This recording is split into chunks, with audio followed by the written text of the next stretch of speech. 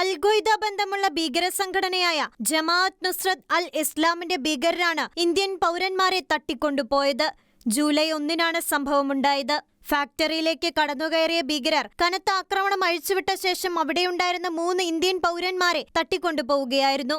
സംഭവത്തെ ഇന്ത്യ അപലപിക്കുന്നുവെന്നും 3 പേരെയും കണ്ടെത്താൻ മാലി സർക്കാർ സാധ്യമായ എല്ലാ നടപടികളും ഉടൻ സ്വീകരിക്കണമെന്നും ഇന്ത്യൻ വിദേശകാര്യ മന്ത്രാലയം ആവശ്യപ്പെട്ടു.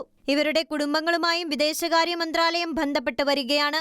മാലിയിലെ സാഹചര്യം ഇന്ത്യ നിരീക്ഷിച്ചു വരികയാണെന്നും പൗരന്മാരുടെ മോചനം സാധ്യമാക്കാൻ തങ്ങളും ഇടപെടുന്നുണ്ടെന്നും വിദേശകാര്യ മന്ത്രാലയം പറഞ്ഞു. മാലിയിൽ താമസിക്കുന്ന ഇന്ത്യക്കാരോട് ജാഗരൂകരായിരിക്കാനും ബാമാകോയിലെ ഇന്ത്യൻ എംബസിയുമായി നിരന്തരം ബന്ധപ്പെടാനും മന്ത്രാലയം ആവശ്യപ്പെട്ടിട്ടുണ്ട്. International desk, Shekinah news.